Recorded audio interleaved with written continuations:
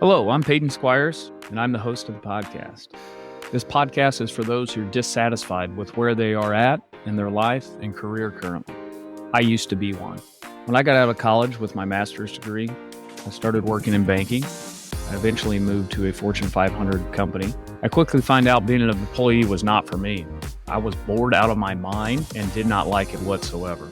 Something eventually lit a fire under me. I started studying for the CPA exam, listening to podcasts, and reading books every day. By doing that, I had passed all 4 parts of the CPA exam in 8 months and quit my job. I opened up my own tax firm, having never been paid to do someone's taxes before. That was in 2014. Since then, I've consistently grown my business. Had a lot of success in other business ventures, including real estate, property management, among other things. And now, I'm looking for a new venture. I want to help inspire you and other entrepreneurs to achieve their potentials and dreams, as well as learn from the stories of these entrepreneurs as to see what has gone well and what hasn't gone well for them. Let's go create a bunch of healthy, wealthy, and wise entrepreneurs. A quick ask from you guys. If you ever got any value from these podcasts, I kindly ask you to rate and review it. It really is the best way to help us grow and reach more people. We want to get as many healthy, wealthy, and wise entrepreneurs out there as possible. Thanks. Now to the show. Hey guys, I interview a lot of other people, and so today I'm going to answer the same questions I ask a lot of my guests. First question, tell me about yourself and what you do. So yeah, I'm Peyton Squires. I am a CPA, also a CFP, do a lot of tax and wealth consulting. My journey, currently I own and operate WR Tax Planners in Columbia, Missouri. That's a new company of mine. I have partners on it as well. New company that had Squires CPA. My old company I ran has merged into providing the tax and wealth services all under one roof. So my background, so I'm married to my wife, Devin. We've been married for about 11 and a half years. We have 3 kids. They are a 7-year-old girl, 6-year-old girl, and a 4-year-old boy. We like to do all the normal family stuff. Our lives are pretty consumed right now with dealing with the kids and also our busy lives. My wife's a nurse practitioner, so she's got a busy career. I got a very busy career, and we have 3 young children. Well, it certainly keeps us busy. Tell us about your journey to get where you are now. I quit my job. I had a couple jobs out of college. So I went to college, got a bachelor's degree, got a master's degree, came out of college with my MBA, went into banking for a couple years, found out that it was traditional, smallish bank, not really what I wanted to do. While working in there, you look ahead and see, man, there's nobody ahead of me that has a job I would even really want. So what am I doing here? From there, I went and worked for a Fortune 500 company. I worked in the finance department, did a lot of cost accounting.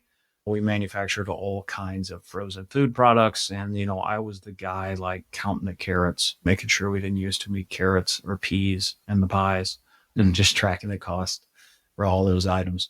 It was really boring work. At least it was for me personally. I probably had enough work to keep me busy for maybe 10 hours a week. The cool thing is that's when I took advantage of the situation. Nobody cared really what I did. I just sat there in my cubicle and didn't have much to do.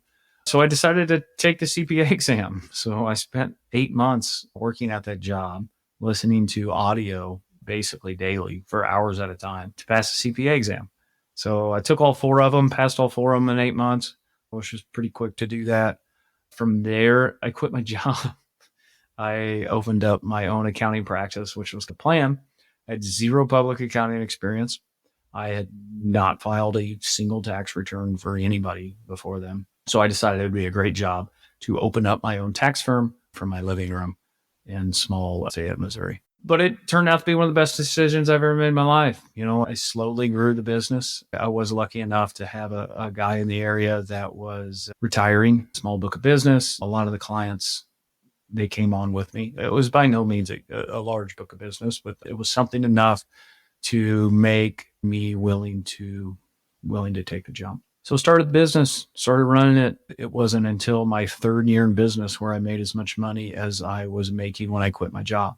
So it certainly wasn't easy, and it certainly wasn't a quick payoff. No, I was in business long enough to catch some breaks, right? You meet people I guess they take pity on you or whatever, and they help you out, right? They introduce you to people, you get people that are advocates, and you take care of people, and you do a good job and do what you're going to say, and you just start growing. And that's what's happened. I grew the business consistently, eventually opened up an office in Columbia. Business really started to take off. I opened up the office in Columbia in 2017. The cool thing is that's really when the business really started to take off and has really just been compounding since. But that was the same year my second daughter was born. So we had two almost babies at the same time. They're only 15 months apart. And that's really when I started getting committed into self-development. 2017 is when I started reading constantly. I probably read 50 plus books that year.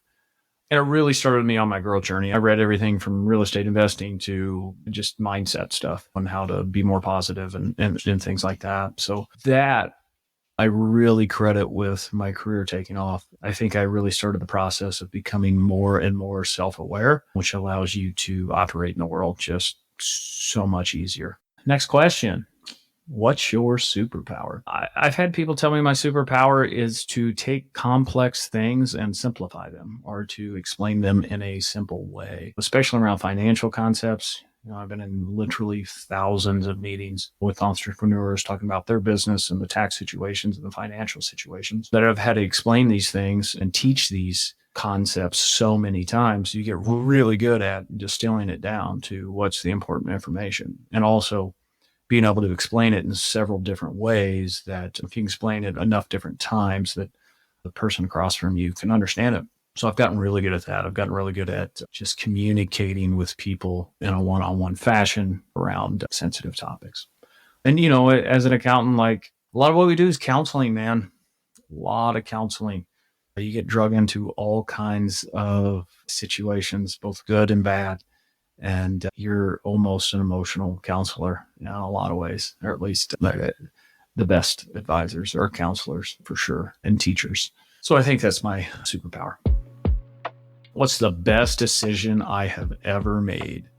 Best decision I've ever made outside of picking my wife, right? Which it's amazing that we make a decision who we're going to marry fairly young. And I was just lucky that I picked a good one, even though I had no idea what I was doing. It worked out. I think the success to our marriage is no matter what, we're always just trying to figure out a solution. By no means at all is our relationship perfect, but at the same time, we're both willing to grow and change in positive directions when we need to. Then we can count on each other for that. What's one of the biggest mistakes you've ever made? Biggest mistake, I would say the biggest mistake, and it's kind of a cliche or whatever, it sounds hokey, but it's true. Thinking too small. Throughout my career, the biggest limiting success on me was me, without a doubt. My goals and what I thought I was capable of were really small, or at least small to what I think I'm capable of now. So it's just a matter of not shooting high. I kept putting small goals and hitting them, but I know now when I look back on my career that I could have gotten to where I am now a whole lot faster if I just believed that I could actually get there. What is one piece of advice you would give to your younger self? I'd play off the last question. Think bigger. Really, truly don't limit your goals of your life or where you want to be because you don't think you can get there. You have zero idea of what you are capable of. Zero. You have no idea. You don't know enough about you to know what you are capable of. And that is the biggest piece of advice I'd give, to think big. And the main thing in any job, what you're becoming, as Jim Rohn famously say, is what you are becoming in the process of that job is worth way more than anything you're going to get or any money compensation you're going to get out of it. Younger self, be completely focused on self-awareness and self-development, and think a whole lot bigger because you have no idea what you're capable of. And that's all I got. Thank you so much for listening to the podcast. If you found it valuable, please rate, review, and share it. That is the best way to help us build this and reach more people, as we're trying to accomplish our goal of help creating more healthy, wealthy, and wise entrepreneurs. You can follow us on social media by searching for me, Peyton Squires, or going to PeytonSquires.com. On the website and social media, we're always sharing tips of personal growth, and there we can actually interact. I'm looking forward to it. Thanks, guys.